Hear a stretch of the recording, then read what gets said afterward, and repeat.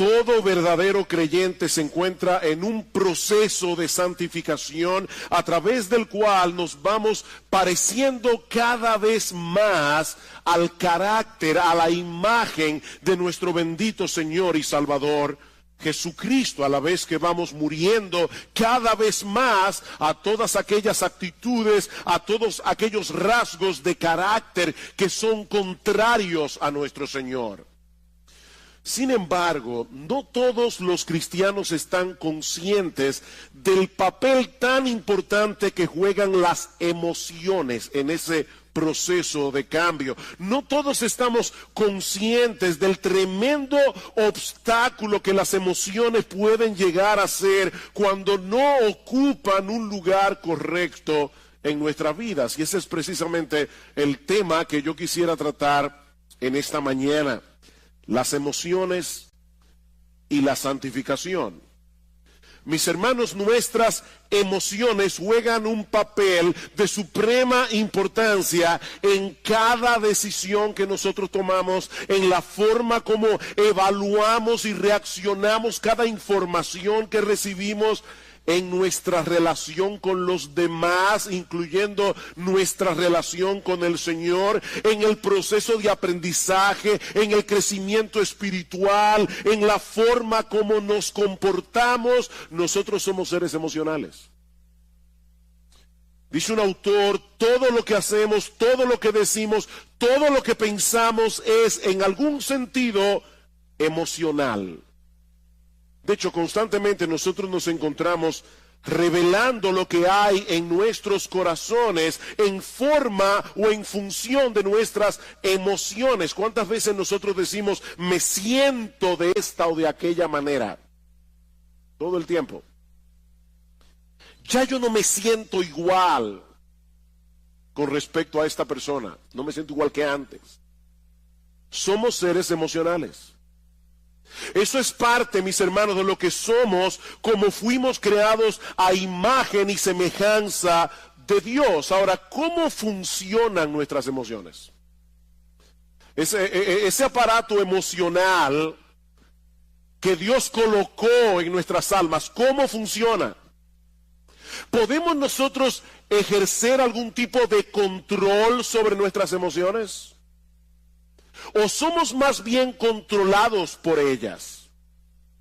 ¿Cómo debe ser la interacción entre nuestras emociones y nuestra razón? ¿Se han visto ustedes seguramente muchas veces en esta situación de saber con la cabeza que tienen que hacer algo, pero en el corazón no tener el menor deseo de hacerlo? ¿Cuál de las dos facultades debe ir sentada en el asiento del conductor? ¿La razón o las emociones? Bueno, esas son algunas de las preguntas que yo quisiera responder en esta mañana, y no tengo ningún texto específico que vamos a estar exponiendo. Vamos a ver una perspectiva bíblica general del manejo de las emociones, comenzando con una perspectiva del funcionamiento de nuestras emociones. ¿Cómo funcionan nuestras emociones? Bueno, para responder esa pregunta tenemos que entender que nosotros somos seres emocionales porque fuimos creados a imagen de un Dios emocional. Como decíamos hace un momento, Dios tiene emociones, Dios siente emociones. Solo que a diferencia de Dios, nosotros somos seres compuestos. Dios es solo espíritu, nosotros somos cuerpo y alma. Nosotros tenemos una parte material que es el cuerpo, tenemos una parte espiritual que es el alma, y esa parte material interacciona con la parte espiritual en una forma increíblemente misteriosa. Nosotros no podemos entender de ninguna manera cómo es que interactúan en nosotros el cuerpo y el alma. Por ejemplo, estás triste. ¿Dónde está esa tristeza? ¿Dónde radica? Radica en el alma. Pero esa tristeza que radica en el alma te lleva a llorar con lágrimas físicas que tú puedes palpar. Eso activa tu glándula, yo no sé cómo se llama eso, pero las glándulas lacrimales. Y es algo puramente espiritual. Un temor extremo te puede paralizar, te puede dejar sin voz. Un fuerte sentido de culpabilidad puede enfermarnos.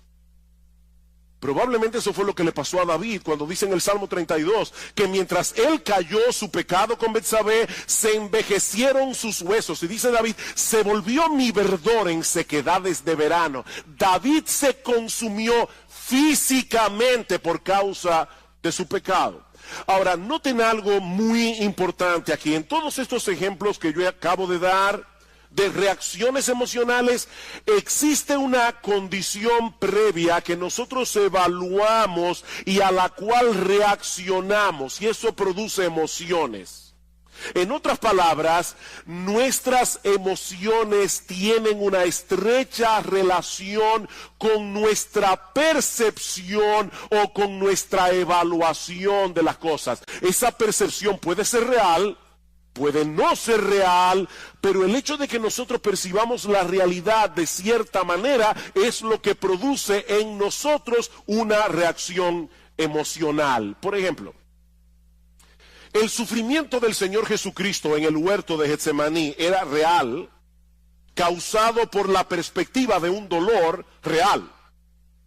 El Señor sabía que unas horas más tarde Él iba a estar colgado de una cruz e iba a recibir sobre sí todo el peso de la ira de Dios por causa de nuestros pecados. ¿Qué produjo eso en el Señor? Mi alma está muy triste hasta la muerte, dijo Cristo.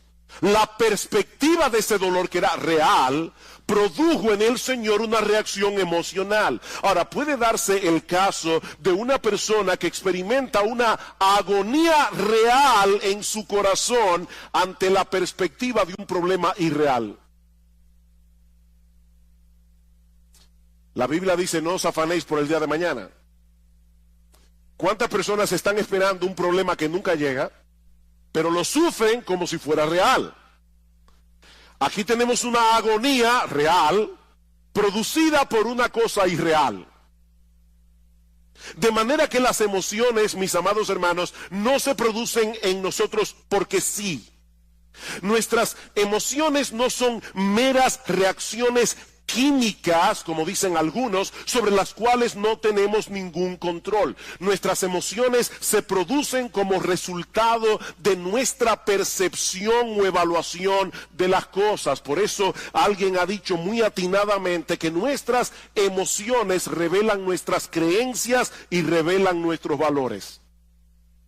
Nuestras emociones revelan nuestras creencias, revelan nuestros valores. Yo no tengo temor de perder aquello que a mis ojos tiene poco o ningún valor.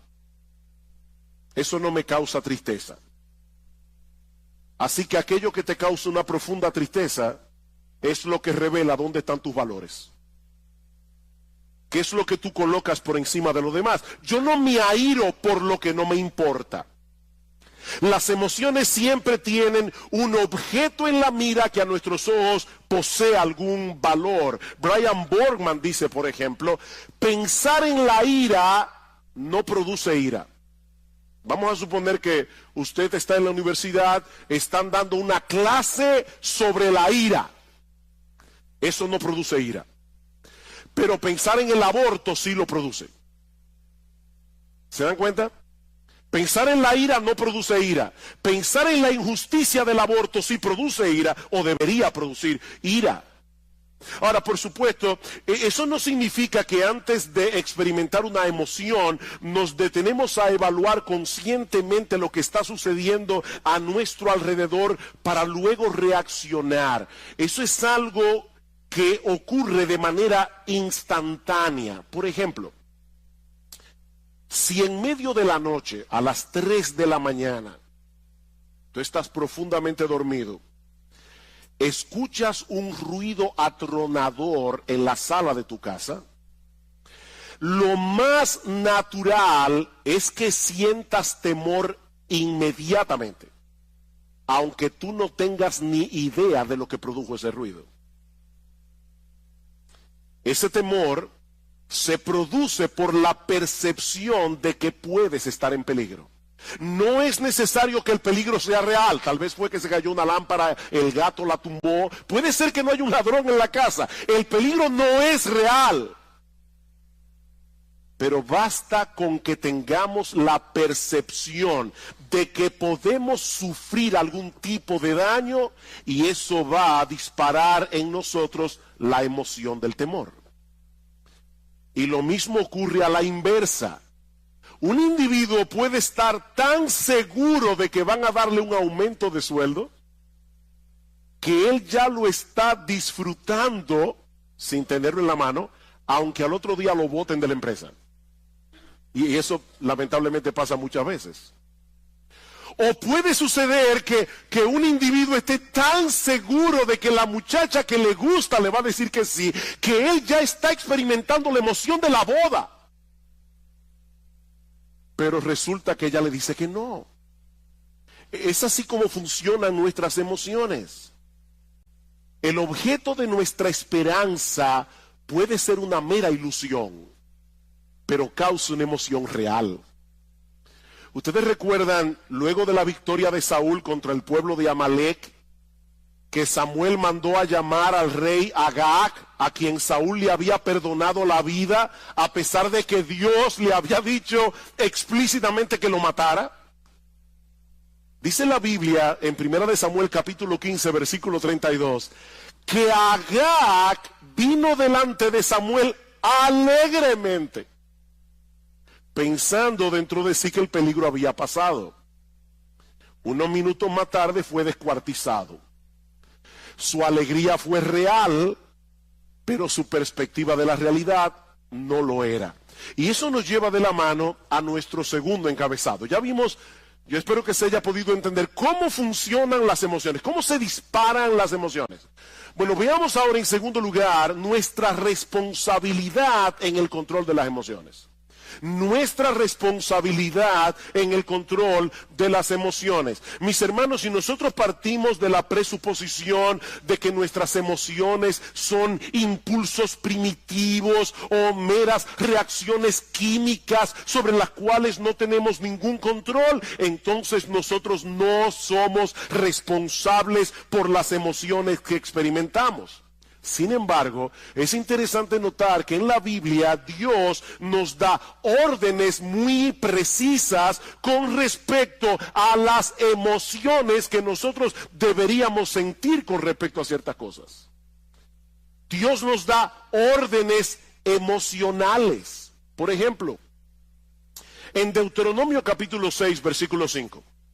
Dice que nosotros debemos amar a Dios. ¿Cómo? Con todo nuestro corazón, con toda nuestra alma, con todas nuestras fuerzas. Ese es un deber que Dios impone sobre el hombre. Y eso no solo incluye nuestra voluntad, eso incluye nuestras emociones. Mis hermanos, lo que Él espera de nosotros no es una obediencia fría, formalista, mecánica a sus mandamientos. Lo que Dios espera de nosotros no es una ortodoxia fría. Lo que Dios espera de nosotros es que le amemos, que le adoremos, que le alabemos, que le sirvamos con todo nuestro ser. Y eso incluye nuestro intelecto, incluye nuestra voluntad e incluye nuestras emociones.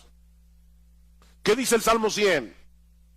Cantad alegres a Dios, habitantes de toda la tierra. Venid ante su presencia con regocijo. Nosotros debemos venir a la casa de Dios, debemos venir a encontrarnos con el pueblo de Dios y sobre todas las cosas debemos venir a la presencia de Dios con una expectativa de alegría. Ahora yo me imagino a algunos aquí pensando: pastor, pero es que yo no puedo darle una orden a mis emociones para sentir ciertas cosas o para dejar de sentir otras cosas. ¿Cómo yo hago eso? Y eso es verdad, en parte. Yo no puedo decirme a mí mismo, si estoy, ¿verdad?, frío, apático, y voy a la iglesia, vengo para la iglesia, yo no puedo decirme a mí mismo, voy a tener gozo voy a tener gozo, de paso, eso suele matar el gozo. Cuando tú te levantas por la mañana y dices, yo tengo que tener gozo, eso no te va a producir gozo. Ahora, noten algo interesante en ese texto de Deuteronomio 6 que yo acabo de citar. Dice el Señor, amarás, ¿verdad? Amarás al Señor tu Dios con todo tu corazón, con toda tu alma, con toda tu mente.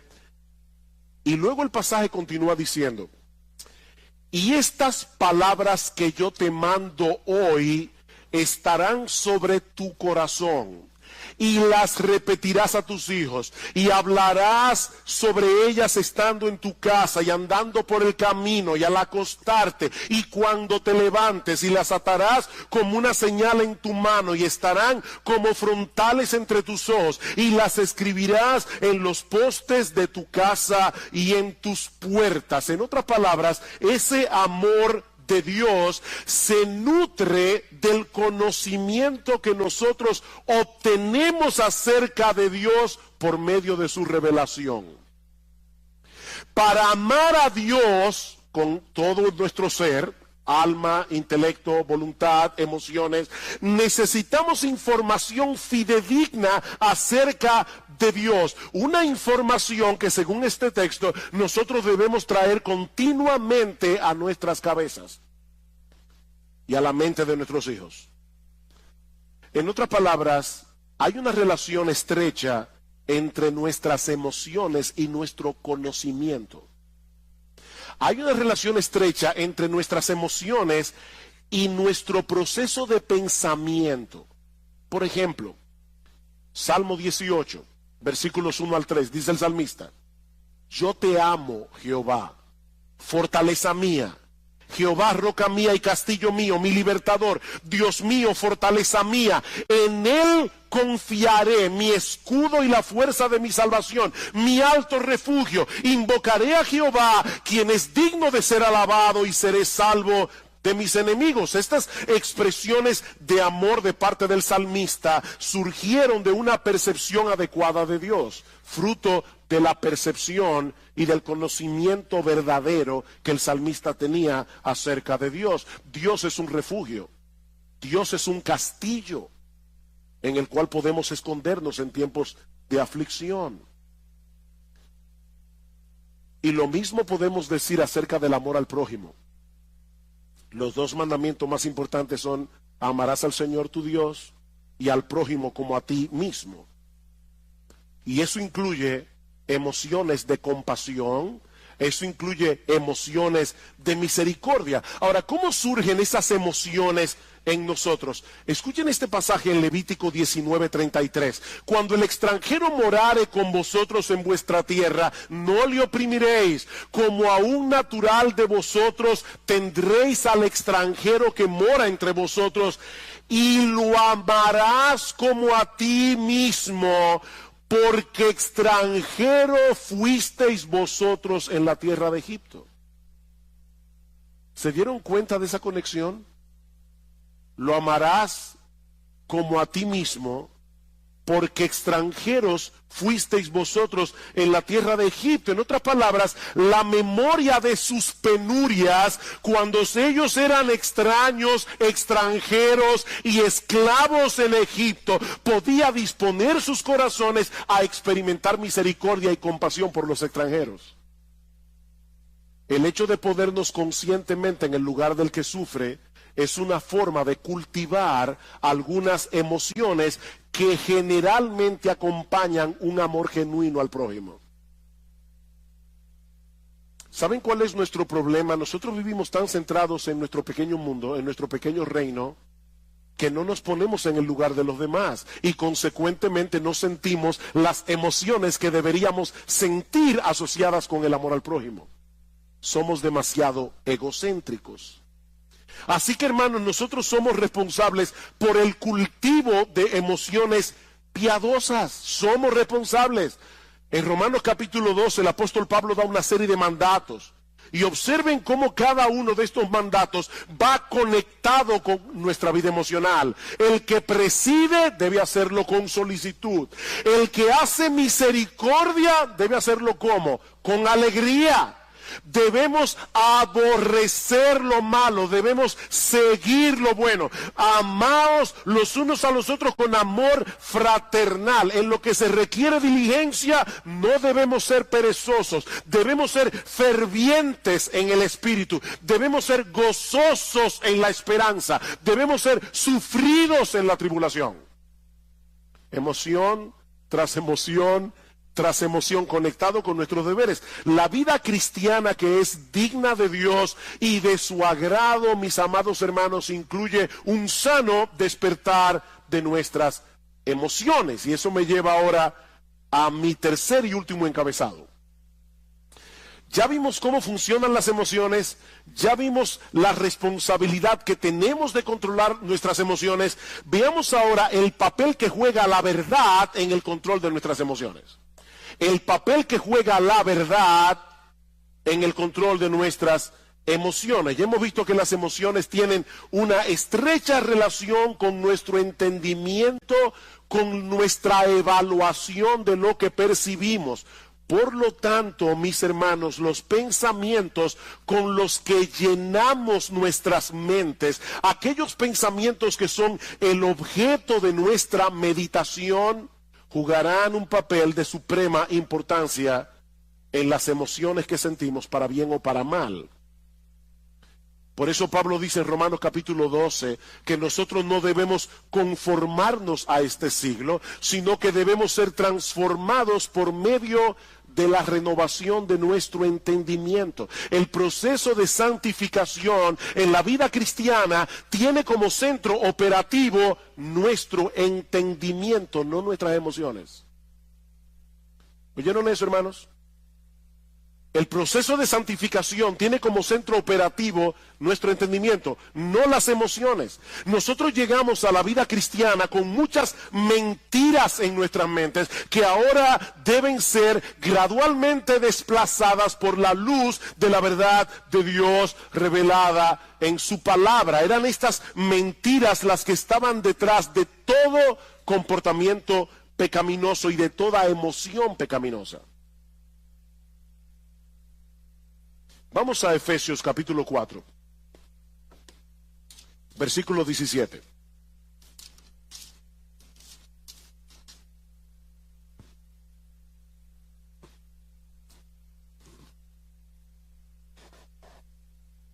Dice Pablo, versículo 17, esto pues digo y requiero en el Señor, que ya no andéis como los otros gentiles que andan en la vanidad de su mente, teniendo el entendimiento entenebrecido, ajenos de la vida de Dios, por la ignorancia que en ellos hay, por la dureza de su corazón. ¿Por qué los incrédulos viven como viven? Pablo dice, porque tienen una mente vana en lo que respecta a las cosas espirituales. Pueden ser personas sumamente inteligentes en todo lo demás, pero en lo que respecta a la vida de Dios son ignorantes. Ignoran la eternidad, ignoran la gloria de Dios, ignoran la majestad de Dios, ignoran la belleza de Dios. Y por esa razón van detrás de cosas vanas. Tim Chester dice, nosotros pecamos porque creemos la mentira de que estamos mejor sin Dios, de que sus reglas son opresivas, de que seremos libres sin Él, de que el pecado ofrece más que Dios. Es una forma equivocada de pensar que produce emociones equivocadas y un patrón de vida equivocado. Más adelante dice Chester, no mucha gente se ve a sí misma como alguien que cree mentiras. Pero cada vez que nosotros dejamos de confiar en la palabra de Dios, estamos creyendo en otra cosa, ¿no es así? Y esa otra cosa siempre es una mentira. La palabra de Dios es verdad. Todo lo que tú crees que es contrario a la palabra de Dios es una mentira. Y esa mentira va a producir en ti pecado. Y mis hermanos, esto es algo crucial. Recuerden que nuestras emociones dependen de nuestra percepción de la realidad. ¿Por qué nos deprimimos y nos amargamos ante las circunstancias adversas de la vida? ¿Por qué? Oh, pastor, pero eso es obvio. Si yo tengo un problema económico, me voy a deprimir porque tengo un problema económico. Si tengo un problema de salud, me voy a deprimir porque tengo un problema de salud. No. No. La razón por la que nos deprimimos y nos amargamos ante las circunstancias adversas de la vida es porque en el fondo de nuestros corazones nosotros no creemos que Dios esté en control. Es porque en el fondo de nuestros corazones nosotros no creemos que Dios nos ama. Nosotros no creemos que Dios está obrando a nuestro favor. ¿Se dan cuenta? Y no importa lo que tú digas con tu boca acerca de lo que tú dices creer. No, tu vida emocional revela qué es lo que tú realmente crees. Alguien decía que hay una brecha, un abismo entre lo que nosotros creemos en teoría y lo que creemos en la práctica. Hay una brecha allí. Déjenme ponerles un ejemplo. Y quiero ser lo más práctico que yo pueda, por eso estoy poniendo muchos ejemplos en esta mañana, porque este no es un tema fácil de entender. No es algo tan fácil de agarrar conceptualmente.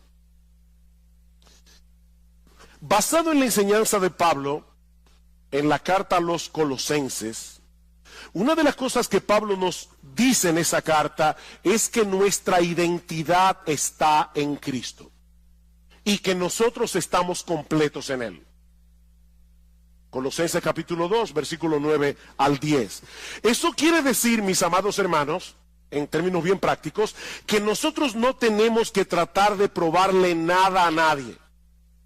Nosotros no tenemos que tratar de impresionar a nadie con nuestro desempeño, porque nuestra valía no depende de nosotros, depende únicamente de Cristo. Únicamente. De hecho, como decíamos cuando predicamos la serie de Colosenses, nosotros ni siquiera tenemos que tratar de impresionar a Dios, porque ya Jesús lo impresionó por nosotros. Ahora bien, un creyente puede estar aquí hoy en la mañana escuchando esto que yo acabo de decir como una declaración, nuestra valía, nuestra identidad, todo está en Cristo, nosotros estamos completos en Cristo.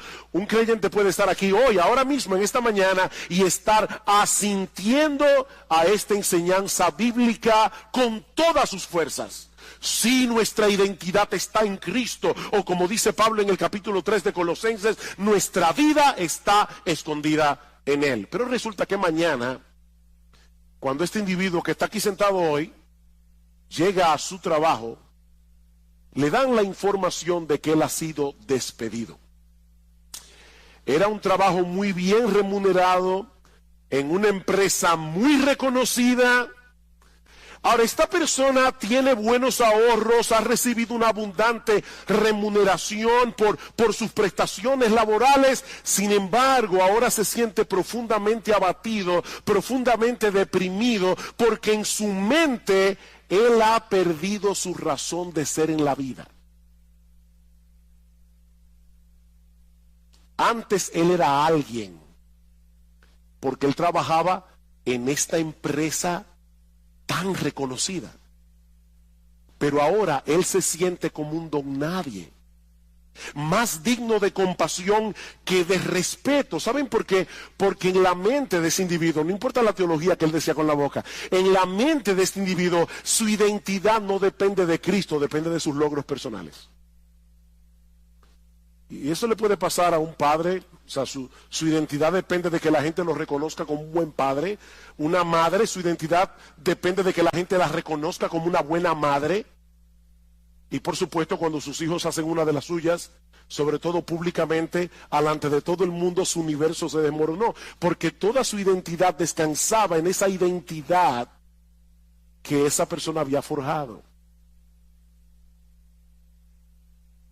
Ahora fíjense, este individuo que perdió el empleo, él sigue siendo cristiano, ¿verdad que sí? Él es creyente. Solo que ahora es un creyente desempleado.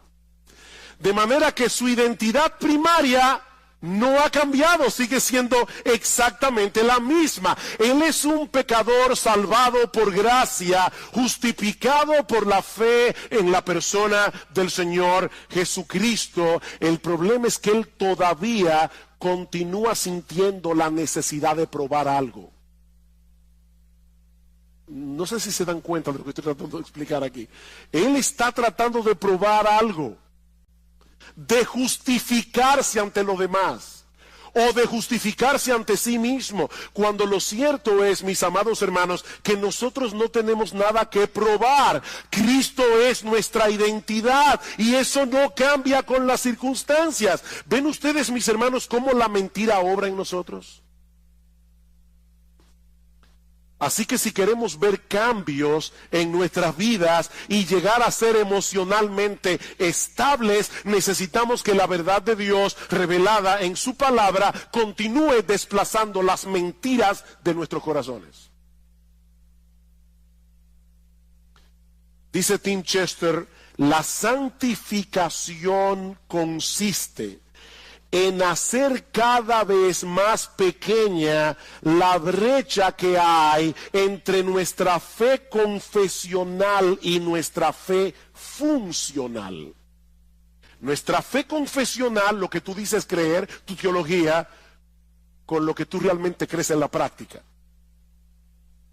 Y más adelante, él añade, tratar de cambiar únicamente nuestra conducta no funciona, porque las mentiras que crearon esa conducta continúan allí todavía.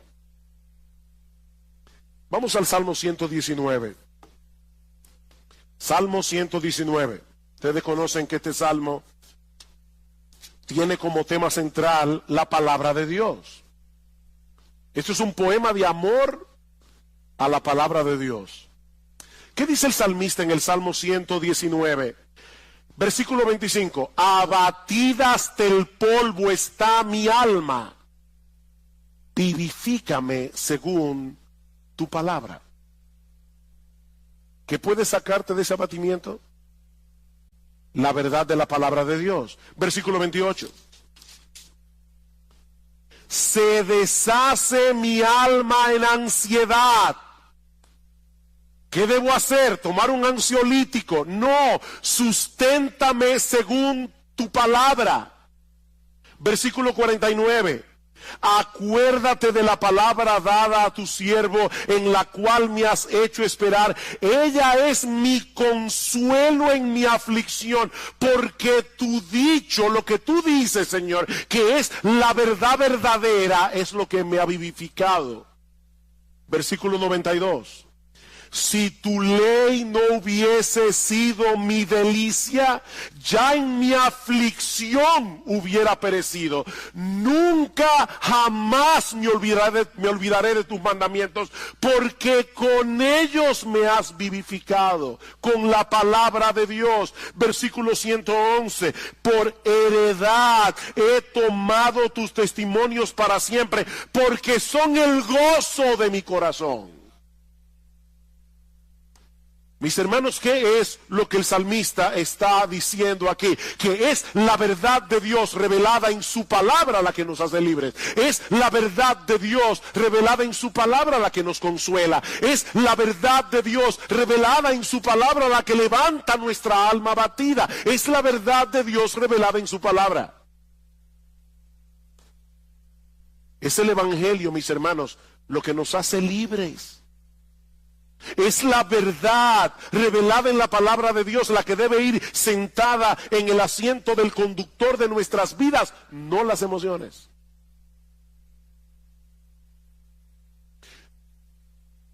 Imagínate que tú pecas contra Dios en cualquier cosa y tú sabes que pecaste.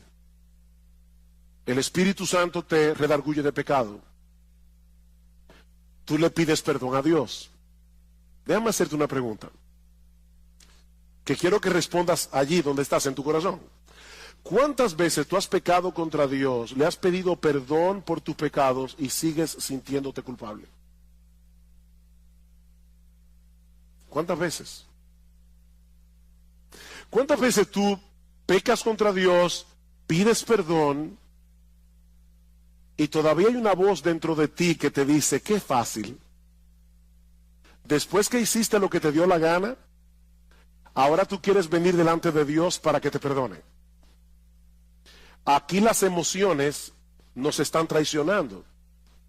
Porque la Biblia dice que si confesamos nuestros pecados, Él es fiel y justo para perdonar nuestros pecados y limpiarnos de toda maldad. ¿A quién tú le vas a creer? ¿A tu aparato emocional que te hace sentir no perdonado, o a la promesa de Dios de que si confesamos nuestros pecados, Él es fiel y justo para perdonar nuestros pecados y limpiarnos de toda maldad? La palabra de Dios está por encima de nuestras emociones. Es que Dios ha dicho claramente que Él nos perdona cuando nosotros confesamos nuestros pecados. No debemos sentar las emociones en el asiento del conductor. Mis hermanos, si no nos mantenemos predicándonos a nosotros mismos estas verdades, no vamos a poder mantener un saludable control de nuestra vida emocional. Salmo 103, versículo 2. Estaba leyendo este salmo ayer. Bendice, alma mía, a Jehová, y bendiga todo mi ser su santo nombre. Bendice, alma mía, a Jehová, y no olvides ninguno de sus beneficios. Él es quien perdona todas tus iniquidades. Él es el que sana todas tus dolencias. Él es el que perdona todas tus iniquidades. Pero lamentablemente muchos creyentes olvidan este aspecto fundamental de la vida cristiana. Como dice Sinclair Ferguson, nuestro problema es que pensamos con nuestros sentimientos, no con la cabeza. Nosotros pensamos con el corazón, pensamos con los sentimientos. Tengo que poner otro ejemplo. ¿Qué debe hacer un creyente que no siente gozo en Dios? ¿Alguna vez has venido a la iglesia y estás cantando y tú tienes el corazón como un témpano de hielo? ¿Eso nunca te ha pasado? Te felicito. A mí me ha pasado. ¿Y saben qué es hablando en buen dominicano, lo que da más cuerda cuando uno está así? Tener un hermano al lado que está encendido en fuego. Uno está aquí tratando de alabar a Dios, pero uno sabe que está con el corazón como un témpano de hielo. Y el hermano que está aquí al lado, él está en el cielo. ¿Qué debe hacer un creyente en esa situación?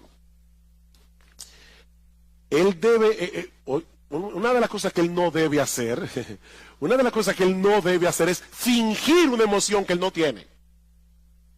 No hagas eso es mentira. Pero una de las cosas que tú debes hacer es recordarte a ti mismo que Dios sigue siendo nuestro gozo y aceptarlo por fe. Aunque en ese momento no estés sintiendo nada, Dios sigue siendo nuestro gozo y yo debo aceptarlo por fe. Tu gozo no va a retornar pensando en el gozo o deseando el gozo, sino enfocándote en las verdades acerca de Dios reveladas en su palabra. Es mirando a Dios, no al gozo. No persigas al gozo, persigue a Dios. ¿Cómo yo persigo a Dios? Enfocando mi mente en lo que Él me ha dicho que Él es en su palabra. Y yo voy a comenzar a recordar atributo tras atributo tras atributo de lo que Dios revela de sí mismo en su palabra hasta que mi corazón comience a arder otra vez. Y puede ser que eso no pase inmediatamente. Eso puede tomar horas, eso puede tomar días, pero nosotros vamos a estar luchando con el ángel hasta que Él nos bendiga. ¿Te sientes temeroso porque tú no tienes el control de muchas cosas que pueden ser una amenaza eventual en tu vida? Recuerda que nuestro Dios es grande y todopoderoso. Todas las cosas que existen fueron creadas por Él. Y Él está en control de todas y cada una de ellas. Dice en Mateo capítulo 10, versículo 29 al 31, que no se cae un pajarito del cielo sin que la voluntad de Dios así lo permita. ¿Saben lo que ocurre cuando no confiamos en el control soberano de Dios? Que entonces nosotros trataremos de asumir ese control en una forma pecaminosa. Ya sea tratando de dominar por la fuerza a los demás o de manipularlos. La manipulación no es más que un intento de tomarle a Dios el control. Yo quiero controlar a las personas a mi alrededor. Otro ejemplo. ¿Te has dado cuenta que muchos de los pecados que nosotros cometemos tienen que ver con nuestro afán de obtener la aprobación de otros o por temor a que otros te rechacen? ¿Tú te has dado cuenta de ese movimiento de tu corazón? La Biblia le llama a eso temor a los hombres. Y en Proverbios capítulo 29, versículo 25, dice que el temor a los hombres es como un lazo que nos esclaviza. Ese es un problema muy común que se manifiesta de muchas maneras. Por ejemplo, susceptibilidad a la presión de grupo. Necesitar que las personas me den algo, cariño, respeto, admiración, preocupación por nuestra autoestima, llenarte de compromisos porque no sabes decir que no. Eso es temor a los hombres. Pequeñas mentiras para lucir bien delante de los otros. Compararte con otras personas. Sentir temor de compartir el evangelio. Eso es temor a los hombres. ¿Cómo podemos lidiar adecuadamente con el temor a los hombres? Bueno, la psicología humanista nos aconseja aumentar nuestra autoestima, y lamentablemente muchos creyentes han caído en esa trampa. Pero eso no resuelve el problema, sino que lo complica. Porque en realidad la baja autoestima no es otra cosa que una elevada autoestima disfrazada. ¿Tú oíste eso? La baja autoestima es una elevada autoestima disfrazada. Déjeme explicar eso, porque sé que veo la cara de algunos mirándome así como con una cara de signo de interrogación. Una persona puede ser muy tímida, le da temor abrir la boca, y algunos dicen, es que el pobre tiene una baja autoestima. No. La razón por la que él o ella es tímido es porque se estima tanto que él tiene miedo de abrir la boca y confirmar ante los demás que es un tonto. Es mejor callarse y dejar que las personas sospechen que tú eres un tonto, abrir la boca y confirmar que lo eres. Entonces la razón por la que mucha gente es tímida es porque no quiere descubrirse delante de los demás, porque se estima demasiado a sí misma. Si no se estimara tanto, no tuviera temor de los demás. En el fondo, nuestro problema con todas esas cosas que yo he mencionado es que estamos creyendo que no tenemos el estatus que creemos merecer. Alguien dice, nosotros elevamos deseos que a menudo son buenos en sí mismos, el deseo de ser amado, el deseo de afirmación, el deseo de respeto. Elevamos eso al nivel de necesidades sin las cuales pensamos que no podemos tener una vida equilibrada. Hablamos de necesitar la aprobación y la aceptación de otros cuando nuestra verdadera necesidad es glorificar a Dios y amar a las personas. Esa es tu verdadera necesidad, glorificar a Dios, no que la gente viva para ti. ¿Cuál es el remedio para el temor a los hombres? El temor a Dios. El temor a Dios. Él es grande, Él es glorioso, Él es digno de admiración, Él es digno de temor reverente, Él es digno de adoración. Medita a menudo en su gloria, su grandeza, su justicia, su santidad, su amor, su poder, su esplendor, su belleza, su gracia, su misericordia, su compasión, y tú vas a ver cómo el temor a los hombres comienza a desvanecerse en tu corazón. Salmo 27. Salmo 27, versículo 1. Jehová es mi luz y mi salvación, ¿de quién temeré? Jehová es mi luz y mi salvación, ¿de quién temeré? Jehová es la fortaleza de mi vida, ¿de quién he de atemorizarme? Cuando se juntaron contra mí los malignos, mis angustiadores y mis enemigos para comer mis carnes, ellos cayeron y tropezaron. Aunque un ejército acampe contra mí, no temerá mi corazón. Aunque contra mí se levante guerra, yo estaré confiado. ¿Por qué? Porque Jehová es mi luz y mi salvación. Imagínate ese Dios al lado de la persona a la que tú le temes. Y lo vas a ver como una pulga. ¿Te sientes atraído por las cosas de este mundo? Y se te está haciendo difícil decir que no a esas cosas porque te prometen emociones como deleites, placer, alegría. Una vez más, mis amados hermanos, la respuesta de la Biblia no es escoger entre un santo aburrimiento y un pecado entretenido. No.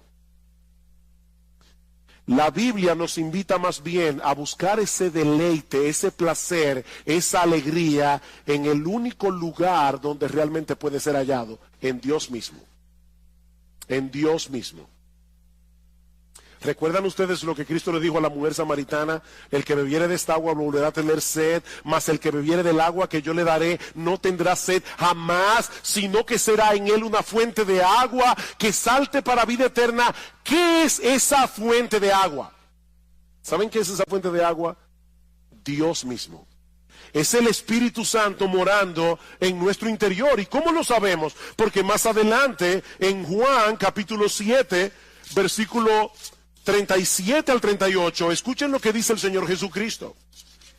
En el último y gran día de la fiesta, Jesús se puso en pie y alzó la voz diciendo: si alguno tiene sed, venga a mí y beba. El que cree en mí, como dice la Escritura, de su interior correrán ríos de agua viva. ¿Qué le dijo a la samaritana? El que bebiere de esta agua volverá a tener sed. El que bebiera del agua que yo le daré no tendrá sed jamás, sino que será en él una fuente de agua que salte para vida eterna. ¿Cuál es esa fuente de agua? Versículo 39. Esto dijo del Espíritu que habrían de recibir los que creyesen en él. Es Dios por su Espíritu morando en nuestro corazón. Es una fuente de agua que salta para vida eterna. Los deleites de este mundo no perduran. Nosotros fuimos creados para disfrutar de un deleite más profundo y perdurable, el deleite de conocer a Dios y de tener comunión con Él. Alguien decía que cada vez que nosotros pecamos, es porque pensamos que el placer del pecado es real y que el gozo en Dios es insustancial o distante. Pero lo cierto es, oigan esto, hermano, porque es importante, es exactamente al revés. Cada gozo que experimentamos en esta vida es una sombra de la fuente de todo gozo, que es Dios mismo. Cada gozo que tú experimentas es una sombra del verdadero gozo que se encuentra en Dios. Y mis hermanos, yo podría continuar en esta mañana multiplicando los ejemplos, pero el tiempo se ha ido. Todos llegarían al mismo punto. Dios nos creó a su imagen y semejanza. Eso incluye nuestra facultad de experimentar emociones. Nuestra vida emocional fue diseñada originalmente para girar en torno a la persona de Dios y nadie más. Podemos disfrutar de un montón de cosas creadas por Él para nuestro deleite, pero si sustituimos a Dios por esas cosas, ya hemos caído en el pecado de la idolatría. Y la idolatría es blasfema, es dañina y es destructiva. Dice el Salmos 16:4, se multiplicarán los dolores de aquellos que sirven diligentemente a otro Dios. Si queremos tener una vida emocional estable y seguir avanzando en nuestra santificación progresiva, lo que necesitamos no es terapia psicológica, lo que necesitamos es llevar cautivo todo pensamiento a la obediencia a Cristo. Llenar nuestras mentes con la palabra de Dios y creer ciertamente lo que dice la palabra de Dios. Es 1000 veces mejor vivir como sabios que comportarnos como necios. Ahora bien, es importante aclarar en este punto de mi mensaje en esta mañana que desde el punto de vista bíblico estas dos categorías de la sabiduría y la necedad no tienen nada que ver con nuestro coeficiente intelectual. Es decir, se puede ser muy inteligente y muy necio al mismo tiempo. De hecho, muchas personas con un alto coeficiente intelectual viven muy neciamente. ¿Qué es un necio según la Biblia? Bueno, es aquel individuo que es movido por las inclinaciones naturales de su corazón. Sus deseos y apetitos son tan determinantes que no les permiten a este hombre o a esta mujer actuar con prudencia y discernimiento. Hace unos meses atrás, un famoso cineasta dijo lo siguiente al tratar de explicar su relación adúltera con una de sus hijastras o con su hijastra. Él dijo, el corazón quiere lo que quiere. No hay lógica para estas cosas. Tú conoces a alguien y te enamoras de ella, eso es todo. Es a eso que la Biblia llama necedad. El corazón quiere lo que quiere. El necio es gobernado por sus deseos y apetitos. El necio es impulsivo, arrogante, egocéntrico y a la corta o a la larga termina haciendo daño.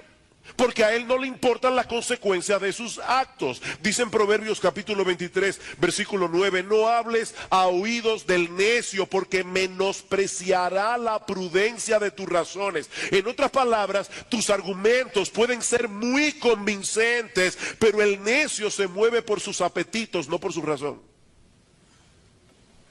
Así que la sabiduría es infinitamente superior a la necedad. Sin embargo, Salomón introduce esta sección del libro con un ejemplo que nos ayuda a tener una perspectiva realista de la sabiduría, mostrándonos que en este mundo donde impera la necedad, la sabiduría tiene que vencer muchos obstáculos. Eclesiastés capítulo 9, versículo 13. También vi esta sabiduría debajo del sol, la cual me parece grande, una pequeña ciudad y pocos hombres en ella, y viene contra ella un gran rey, y la asedia, y levanta contra ella grandes baluartes, y se halla en ella un hombre pobre, sabio, el cual libra a la ciudad con su sabiduría, y nadie se acordaba de aquel hombre pobre. La historia que nosotros tenemos aquí es muy sencilla. Había una ciudad muy pequeña con muy pocos hombres para defenderla. De repente es asediada por un gran rey que levanta contra ella grandes baluartes. En lenguaje moderno, este rey tenía un enorme poderío militar. De manera que esta ciudad no tiene posibilidad alguna de salvarse humanamente hablando. Pero en ella vive un hombre pobre y sabio, que con su sabiduría libera la ciudad. Salomón no nos dice cómo lo hizo, sino que enfatiza más bien el hecho de que lo hizo, para mostrarnos el gran valor que tiene la sabiduría. De hecho, en el versículo 15, 2 veces se menciona que este hombre era pobre, para resaltar que no fue con sus recursos económicos que él libró la ciudad. No fue que él de repente tuvo dinero suficiente para contratar a un gran ejército, no. Él libró la ciudad con su sabiduría. Pero al mismo tiempo eso nos enseña, mis hermanos, que aunque la sabiduría es valiosa por sí misma, no siempre produce beneficios materiales. No todos los sabios son ricos. Y por supuesto, no todos los ricos son sabios. Ahora, ¿saben cómo respondió la ciudad al beneficio que recibió por la hazaña de este hombre? ¿Acaso celebró una fiesta en su honor o le construyó un monumento? No, la ciudad se olvidó de él, dice Salomón. Después que este hombre libró la ciudad, los ciudadanos siguieron adelante con su vida. De tal manera que poco tiempo después, dice en el versículo 15, ya nadie se acordaba de aquel hombre pobre. Decía Plutarco que hacerle favores a un ingrato era como perfumar a un muerto. Hacerle favores a un ingrato es como perfumar a un muerto. Mis hermanos, este es un mundo en el que las ofensas se recuerdan por muchos años y los beneficios recibidos se olvidan muy pronto. Este es un mundo de ingratos. Sin embargo, aun cuando la sabiduría no es apreciada ni recompensada apropiadamente en este mundo caído, Salomón quiere hacernos ver que sigue siendo una virtud de valor incalculable. Versículo 16, entonces dije yo, mejor es la sabiduría que la fuerza, aunque la ciencia del pobre sea menospreciada y no sean escuchadas sus palabras. Las palabras del sabio escuchadas en quietud son mejores que el clamor del Señor entre los necios.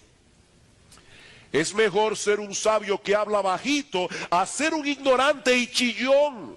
Salomón nos está presentando un contraste aquí entre el individuo necio que proclama a voz en cuello su necedad y aquel otro individuo humilde cuyas palabras expresadas serenamente no siempre son escuchadas. El hombre necio hace más ruido y precisamente por eso mucha gente lo sigue. Pero las palabras del sabio escuchadas en quietud son inmensamente más valiosas, aunque pocos le hagan caso. Versículo 18, mejor es la sabiduría que las armas de guerra, pero un pecador destruye mucho bien. Las moscas muertas hacen heder y dar mal olor al perfume del perfumista. Así una pequeña locura al que es estimado como sabio y honorable. Este es uno de los versículos más conocidos del libro de Eclesiastés y uno de los versículos más citados, sobre todo cuando una persona prominente, reconocida como sabia, hace algo escandaloso. Sin embargo, y lamento que para muchos esto va a ser algo decepcionante, pero es verdad que la reputación de un hombre sabio puede echarse a perder por un solo acto de locura. Eso es verdad. Pero yo no creo que es de eso que Salomón está hablando aquí. Yo no creo que es de eso que Salomón está hablando aquí. Yo pienso que Salomón sigue hablando del mismo tema del versículo anterior. Un solo pecador destruye mucho bien. Escuchen la traducción de la Biblia de las Américas porque nos ayuda a ver mejor la conexión entre el versículo 18 del capítulo 9 y el versículo 1 del capítulo 10. Dice, las moscas muertas hacen que el ungüento del perfumista dé mal olor. Un poco de insensatez pesa más que la sabiduría y el honor. En otras palabras, un pecador destruye mucho bien. El pecado de Acán hizo que el pueblo de Israel perdiera la batalla. Y la necia decisión de Roboam, el hijo de Salomón, hizo que el reino de Israel se dividiera para siempre. Todo lo que su abuelo y su papá habían logrado se destruyó en un instante, solo porque Roboam decidió dejar a un lado el consejo de los expertos que eran más sabios y seguir el consejo necio de sus compinches. Un solo pecador destruye mucho bien. Queridos hermanos, la necedad es peligrosa para el necio y es peligrosa para todo el que lo rodea. Y recuerden que aquí no estamos hablando de aquellos individuos que por su poca capacidad intelectual cometen errores. No, estamos hablando de aquellos que aunque tengan un gran coeficiente intelectual, debido a su egocentrismo, debido a su falta de disciplina, siguen los dictados de su corazón. La necedad es peligrosa. Y eso nos lleva a nuestro segundo encabezado. Ya Salomón nos ha mostrado una perspectiva realista de la sabiduría. Pero ahora quiere hacernos ver en qué consiste la necedad. Mis hermanos, ¿por qué los necios son necios? Esa es una pregunta interesante. Ya que la necedad es tan peligrosa, ¿por qué los necios son necios? Salomón responde, por la inclinación de sus corazones. Versículo 2 del capítulo 10. El corazón del sabio está a su mano derecha, mas el corazón del necio a su mano izquierda. Pastor, ¿hay algún problema en ser zurdo? Por supuesto que no. Pero lo cierto es que nosotros vivimos en un mundo donde predominan los diestros. Se calcula que entre un 8 y un 13% de la población mundial es zurda. Eso quiere decir que para la mayoría de las personas que poblamos este planeta, la izquierda es la mano en la que tenemos menos fuerza y en la que tenemos menos destreza. Para la mayoría.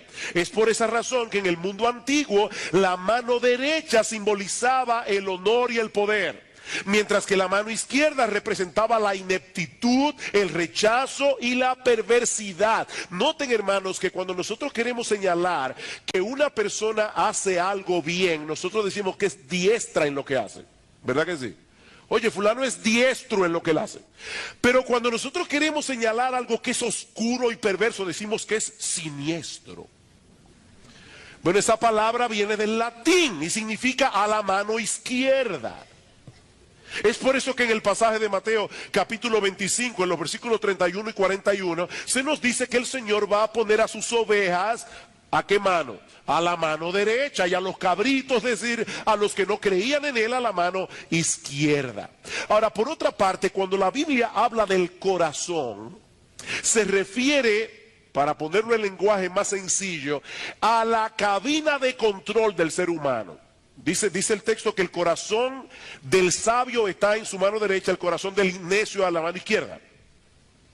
En el corazón es la cabina de control del ser humano. Por eso es que dice en Proverbios capítulo 4, el famoso texto, versículo 23, sobre toda cosa guardada, guarda tu corazón, porque de él mana la vida. Allí se encuentra, como dice Charles Bridges, el centro de nuestros afectos, el asiento del conocimiento, la fuente de donde emanan nuestros propósitos y emociones. Así que, hermanos, lo que Salomón nos está diciendo aquí es que el corazón del sabio lo inclina hacia aquello que es correcto, mas el corazón del necio lo mueve en la dirección opuesta, y es por eso que todo el mundo a su alrededor se da cuenta que el tipo es un necio, versículo 3, y aún mientras va el necio por el camino le falta cordura, y va diciendo a todos que es necio.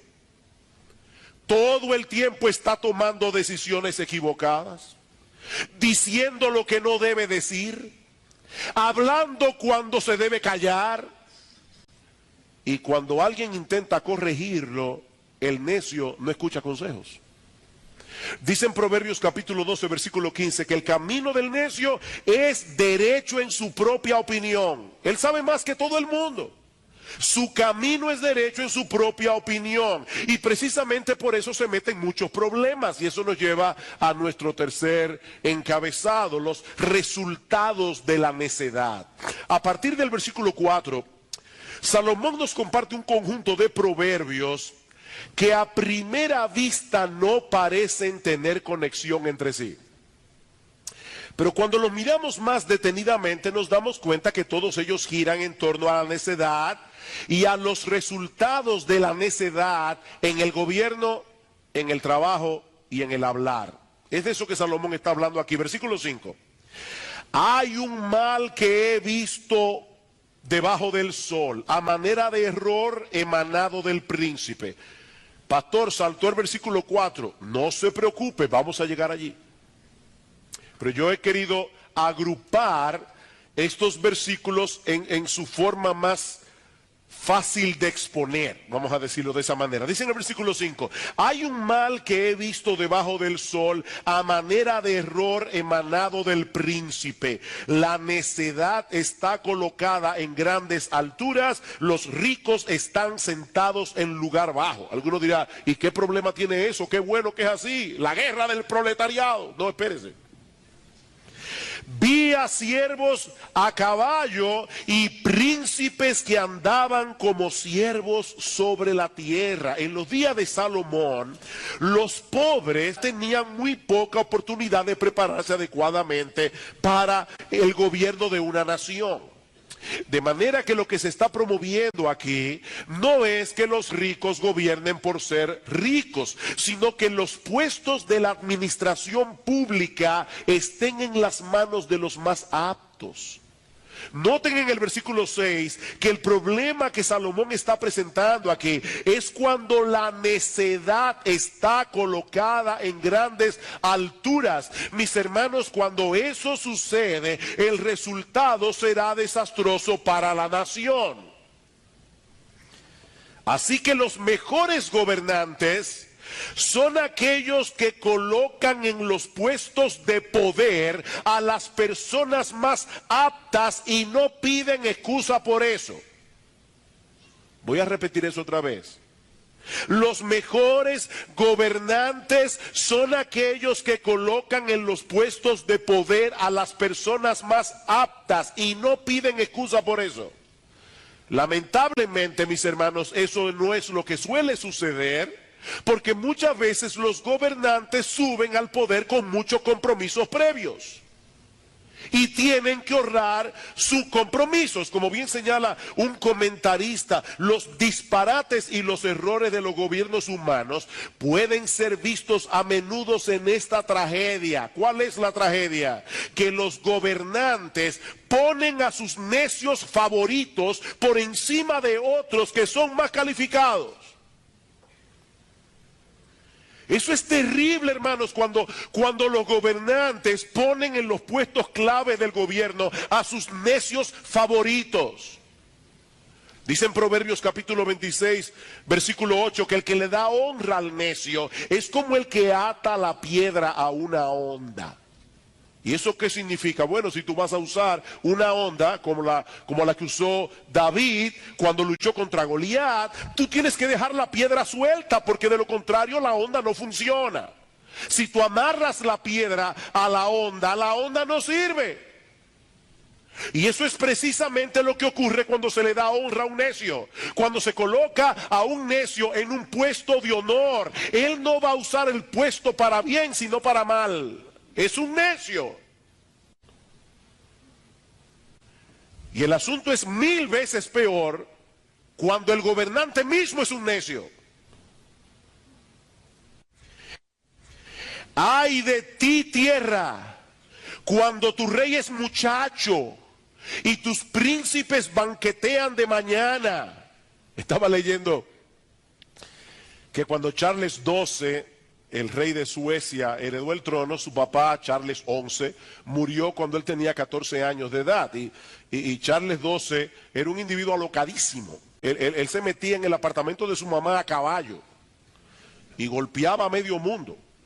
Y finalmente todos los pastores de Estocolmo se pusieron de acuerdo para predicar en el mismo domingo de Eclesiastés 10:16. El mismo domingo, en todas las iglesias. ¡Ay de ti, tierra, cuando tu rey es muchacho y tus príncipes banquetean de mañana! Bienaventurada tu tierra cuando tu rey es hijo de nobles y tus príncipes comen a su hora para reponer sus fuerzas y no para beber. La palabra muchacho que usa Salomón aquí no solo hace referencia a los que tienen, sino también a los que son inmaduros, a los que son infantiles, independientemente de la edad que tengan. Josías comenzó a reinar cuando tenía 16 años y fue uno de los mejores reyes que tuvo Israel. Roboam fue coronado cuando tenía 41 y su reinado fue un desastre. Ese hombre no tenía ni la menor idea de lo que él estaba haciendo. El problema es que ese tipo de gobernantes, como los que se describe en el versículo 16, tienden a rodearse de otros que son iguales que él. Por eso Salomón dice que estos príncipes no se levantaban de mañana para pensar en la economía o cómo mejorar la defensa de la nación. No, ellos se levantaban temprano para seguir la borrachera del día anterior. Son unos necios. Mis hermanos, este es un mal tan terrible que muchas veces Dios envía ese tipo de funcionarios a una nación para castigarla. Dios usa ese tipo de gobernantes para castigar a las naciones. Dice en Isaías capítulo 3, versículo 4 y 5, y les pondré jóvenes por príncipes y muchachos serán sus señores. Y hay otra traducción que dice, niños caprichosos serán sus señores. Y el pueblo se hará violencia unos a otros, cada cual contra su vecino. Y el joven se levantará contra el anciano y el villano contra el noble. ¿Cuál es la mentalidad de este tipo de funcionarios? Disfrutar del cargo mientras lo tenga, aunque el país se caiga en pedazos. Versículo 18. Por la pereza se cae la techumbre y por la flojedad de las manos se llueve la casa. En los días de Salomón, los techos debían recubrirse regularmente con cal para tapar las grietas que aparecían con el tiempo y así evitar que se colara el agua de lluvia. Pero el hombre indolente siempre deja esas cosas para después. Él está tan ocupado en satisfacer sus propios apetitos y deseos que él no tiene tiempo para ese tipo de cosas. Hasta que finalmente la casa se le cae encima. Y lo mismo ocurre con una nación cuando el gobernante es un incompetente y los funcionarios viven para sus propios placeres. Versículo 19, por el placer se hace el banquete y el vino alegra a los vivos y el dinero sirve para todo. Aparentemente Salomón nos está mostrando aquí cuál es la forma de pensar de este tipo de individuos. Esa es su cosmovisión, eso es lo que lo mueve. Gocemos mientras podamos, acumulemos todo el dinero que podamos, porque las ventajas del poder no duran para siempre. Son solo 4 años.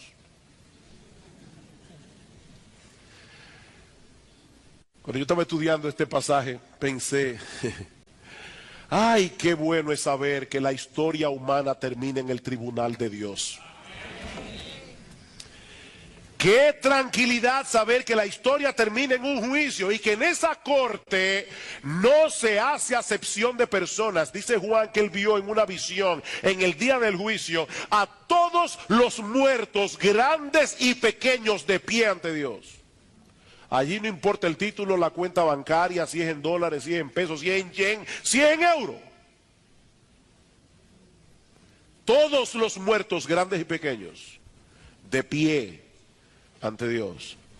Ahora, en lo que llega a esa hora, Salomón nos aconseja que nos comportemos con prudencia y dominio propio, sobre todo cuando tengamos que lidiar con autoridades caprichosas y soberbias. Versículo 4, si el espíritu del príncipe se exaltare contra ti, no dejes tu lugar, porque la mansedumbre hará cesar grandes ofensas. Versículo 20, ni aun en tus pensamientos digas mal del rey, ni en lo secreto de tu cámara digas mal del rico, porque las aves del cielo llevarán la voz y las que tienen alas harán saber la palabra. Es decir, si tú no quieres que algo se sepa, no lo digas.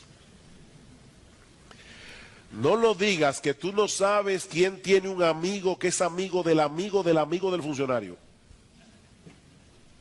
Eso es lo que Salomón está diciendo aquí.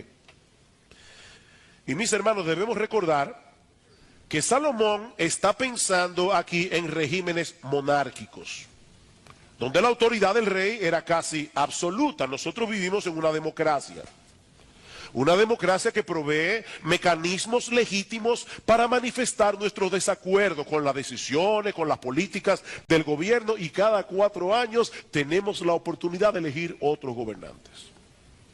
Aunque a veces eso no ayuda mucho, pero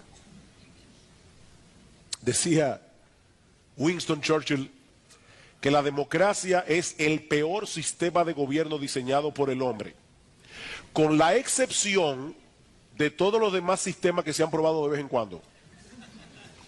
En otras palabras, no existe ningún sistema de gobierno perfecto, por el simple hecho de que el hombre no es perfecto. Ahora, yo prefiero vivir en una democracia que vivir en una dictadura. Gracias al Señor, hermano, que vivimos en una democracia y no en una dictadura. Porque probablemente yo no hubiera podido estar aquí libremente predicando de ese texto en la era de Trujillo. Eso también es una realidad. Sin embargo, aún así, aunque estamos en una democracia, debemos seguir el consejo de Salomón, sobre todo cuando tenemos que lidiar con aquellos que están en autoridad y no tienen un buen carácter. Y esto no solamente se aplica a nuestra relación con el gobierno, se aplica al hogar. Hay hermanas que están casadas con hombres que no tienen un buen carácter. Se aplica en el trabajo, hay personas que tienen jefes que no tienen un buen carácter. Esto se aplica en el gobierno, en la oficina. El punto es, mantén la calma, reacciona con mansedumbre, condúcete con precaución y nunca pierdas el control de ti mismo. Eso es lo que Salomón nos está diciendo aquí. Pero Salomón tiene otras cosas que decirnos acerca de la necedad y de sus peligros en muchas otras facetas y esferas de la vida humana. Versículos 8 y 9. El que hiciere hoyo caerá en él, y al que aportillare vallado le morderá la serpiente. Quien corta piedra se hiere con ellas, el que parte leña en ello peligra. ¿De qué está hablando aquí? De la necedad en el lugar de trabajo. La necedad en el lugar de trabajo. Aunque estos accidentes pueden ocurrirle a cualquiera, aunque sea sabio, el contexto de todo este pasaje es el de la superioridad de la sabiduría sobre la necedad. Por lo que debemos llegar a la conclusión de que Salomón nos está mostrando en este pasaje los peligros a los que se exponen los necios por su falta de cuidado en la vida. Un individuo abre un hoyo en la tierra, tal vez para cazar animales, pero después no mira por dónde pisa y cae en el mismo hoyo que él abrió. Otro individuo está construyendo una verja de piedra, pero no pone atención a las pequeñas serpientes venenosas que abundan en Israel y que se escondían entre las grietas. Un descuido como ese podía ser mortal.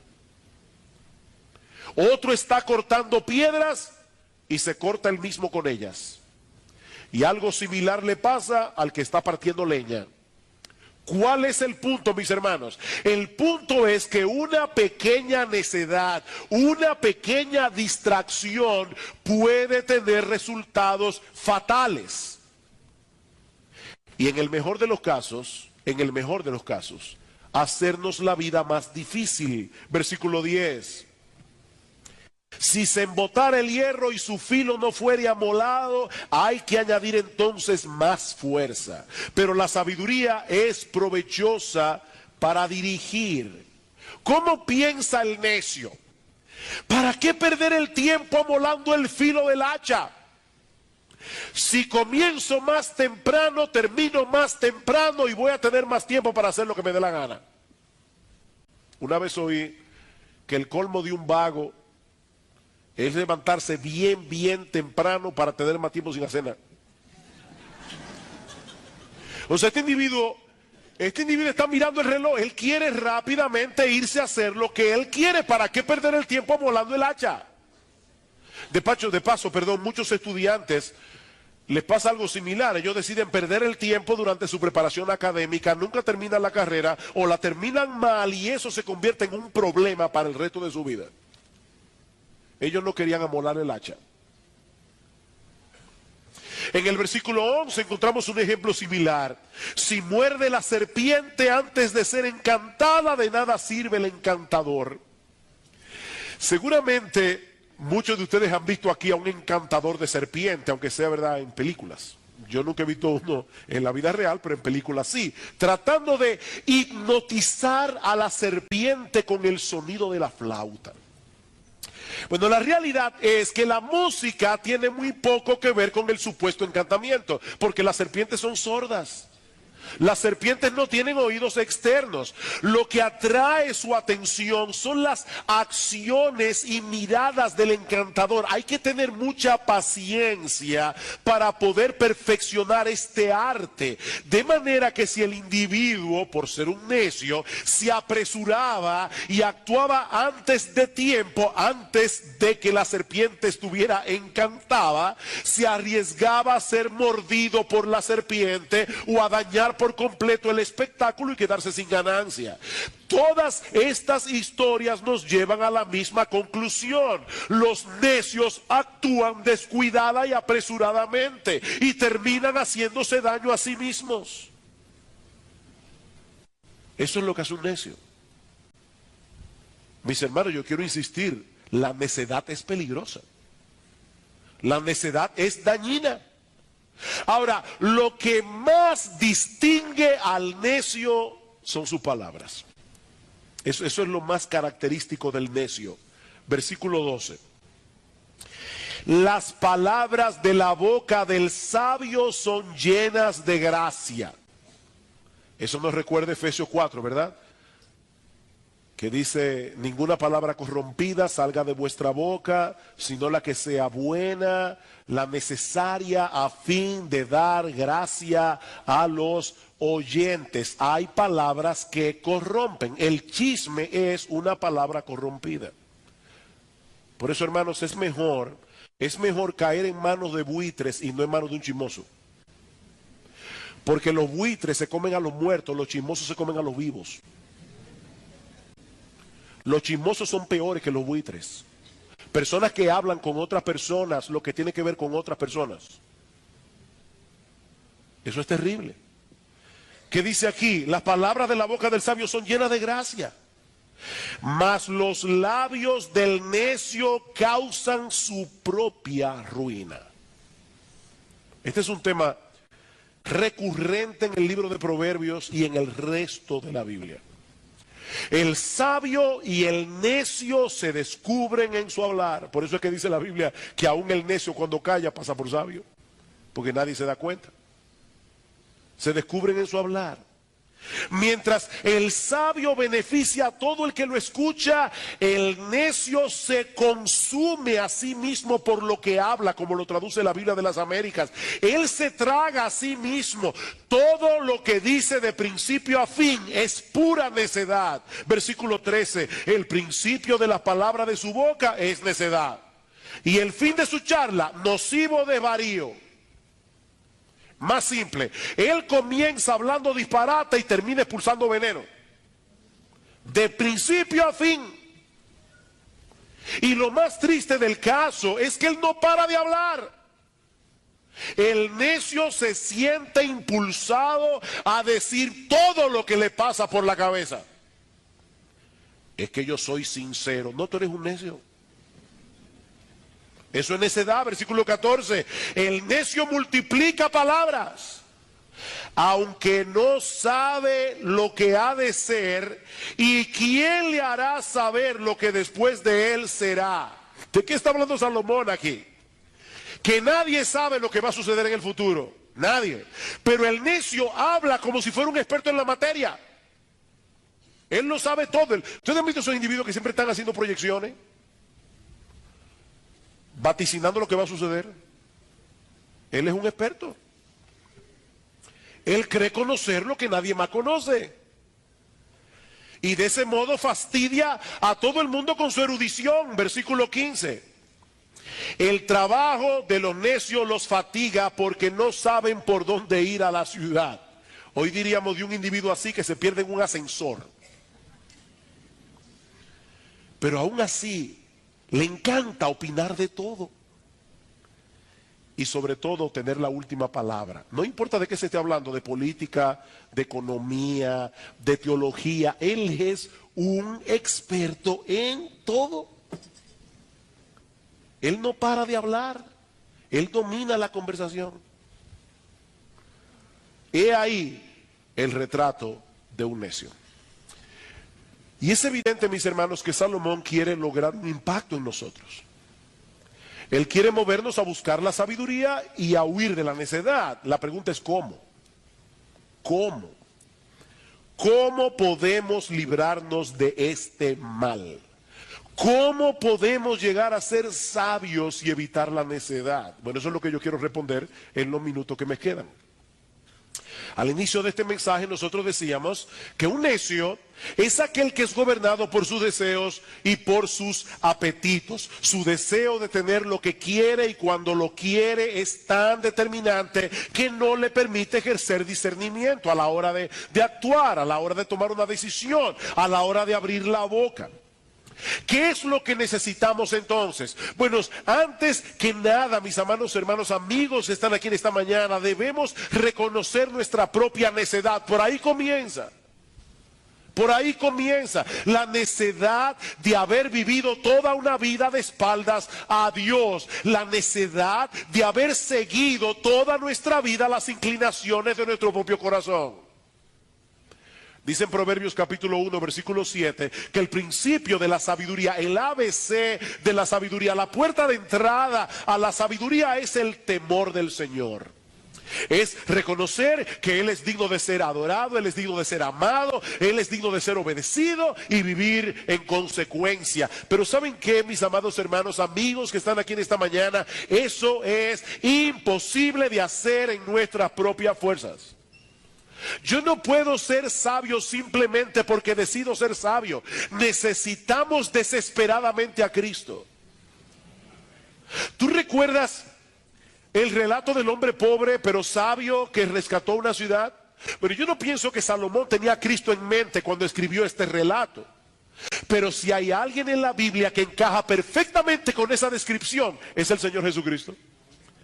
Él descendió del cielo a la más absoluta pobreza al encarnarse en el vientre de una virgen en Israel. Dice Pablo en 2 Corintios capítulo 8 que Él, siendo rico, se hizo pobre para que nosotros en su pobreza fuésemos enriquecidos. Cristo se hizo pobre voluntariamente. ¿Para qué? Para librar de la opresión espiritual a millones de hombres y mujeres de toda tribu, pueblo, lengua y nación. Ahora, ¿saben cómo lo hizo? Usando una metodología que desde entonces ha sido considerada por el mundo como una total necedad a través de su muerte en la cruz. A través de su muerte en la cruz, Cristo venció al enemigo haciéndose débil. Increíble. Increíble. Él obedeció perfectamente la voluntad de Dios desde su nacimiento hasta la tumba. Y luego asumió nuestra culpa, recibiendo voluntariamente el castigo que nosotros merecíamos por nuestros pecados. El Dios de toda sabiduría diseñó un plan de salvación para salvar a pecadores culpables sin pasar por alto su justicia. Abrazar ese plan de todo corazón es el primer paso para comenzar a vivir sabiamente. Venir a Cristo en arrepentimiento y fe, reconociendo que sin Él no hay perdón de pecados, no hay reconciliación con Dios, no seremos aceptados en la familia de la fe. Juan 14:6, Él es el camino, la verdad y la vida, dice Cristo, nadie viene al Padre sino por mí. Pero eso es apenas el comienzo. Mis hermanos, escúchenme bien, eso es apenas el comienzo. A partir de ese momento el Señor te da su espíritu. ¿Para qué? Para que puedas entender su palabra. Pero también para que puedas vencer la obstinación de tu propio corazón. De tal manera que puedas transitar por el camino de la buena y perfecta voluntad de Dios revelada en la Biblia y alejarte de la necedad. Volviendo a la conversación entre el espantapájaros y el hombre de hojalata, lo que la Biblia nos hace ver es que tener un buen cerebro no es suficiente. Tener un buen cerebro no es suficiente sin un corazón regenerado. Sin un corazón que ha sido transformado por el Espíritu Santo para formar a Cristo en nosotros. Mis hermanos, la obra de Dios no consiste en darnos un manual de sabiduría para que nosotros vivamos conforme al manual. No, Dios no nos dio simplemente un manual de sabiduría. Lo que Él promete es transformar el corazón. Al final de cuentas, mis amados hermanos, ser sabios tiene que ver con un carácter. Tiene que ver con un carácter que nos mueve a tomar decisiones a la luz de la voluntad de Dios, no a la luz de nuestros apetitos, no a la luz de la inclinación del corazón. ¿Quieres llegar a ser sabio? Escucha esta comparación con la que el Señor Jesucristo concluye el Sermón del Monte. Cualquiera pues que me oye estas palabras y las hace, le compararé a un hombre prudente que edificó su casa sobre la roca. Descendió lluvia, vinieron ríos, soplaron vientos, golpearon contra aquella casa y no cayó porque estaba fundada sobre la roca. Pero cualquiera que me oye estas palabras y no las hace, le compararé a un hombre insensato, un necio, que edificó su casa sobre la arena. Descendió lluvia, vinieron ríos, soplaron vientos y dieron con ímpetu contra aquella casa y cayó y fue grande su ruina. La enseñanza de este pasaje es muy sencilla. El hombre sabio es aquel que oye y practica las palabras de Jesús, mientras que el hombre necio es aquel que decide seguir los dictados de su corazón. Uno vivirá seguro y confiado aquí y ahora y por toda la eternidad, mientras que el otro terminará en una ruina total cuando tenga que presentarse delante de Dios a dar cuenta de su vida sin estar debidamente preparado. Y ahora yo te pregunto,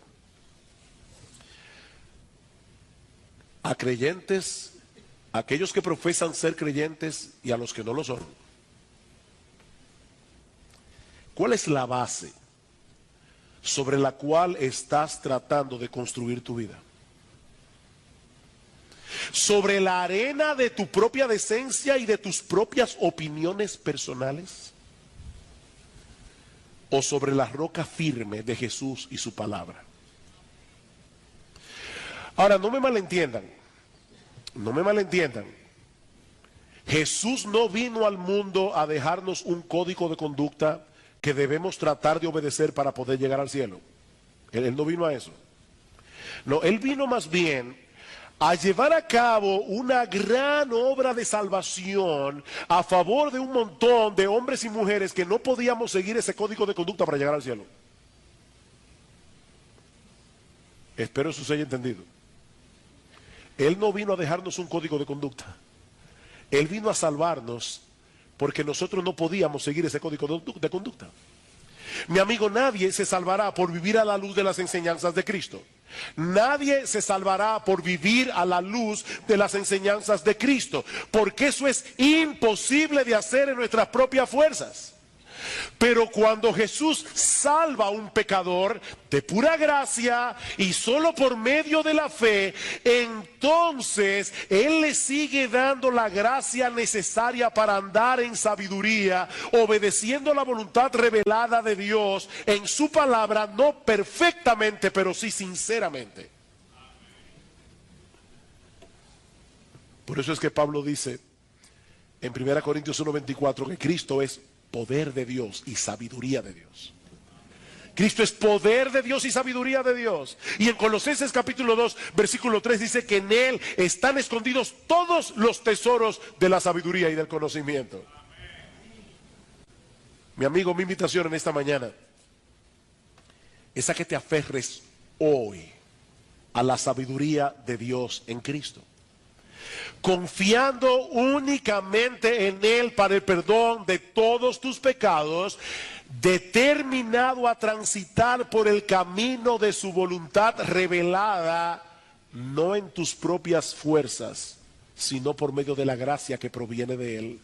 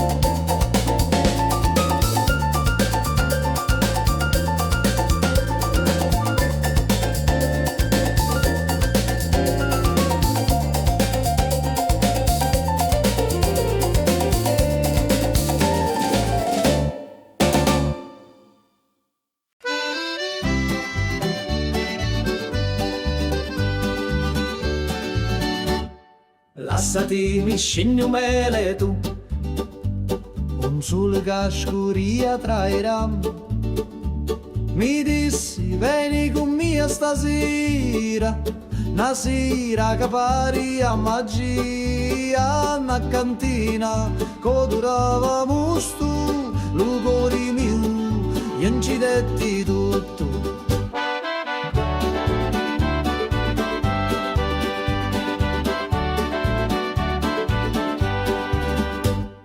Gira chiagnina lenta e sorda, e giro frasso che canta ancora, che non è vino rosso come fuoco, ambivio frasso, scordavo loco, manichini, dove speranza, da sta terra tutto danza.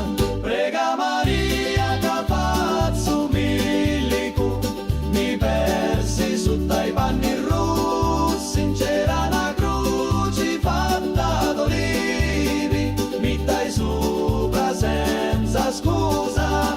Prega Maria, non sa ciucciù, se era morio era tabù. Ammuzzo tutto frasso, scioglieva cori come passo. Tu c'era notte in vento, con una luna appesa senza pentimento. Una voce mi chiamava tu funno, scendi ancora un perdi sto mondo. Da cantina il tempo si ferma, ogni goccia è storia eterna. Cutti a me lato, cutti a me cori, sti stiddi cacciato non mori. Scuro fora, ma luci dintra, a voci do, sempre mi senta. Prega Maria che faccio milico, mi persi su dai panni rossi, c'era una croce fatta d'olivi, mi dai sopra senza scusa. Prega Maria, un saccio giù, se era morio era tabù. Lassati mi scegli mele tu, ogni volta, ogni giornata, a ti attorno in ta cantina, con vino speranza e una picca rovina.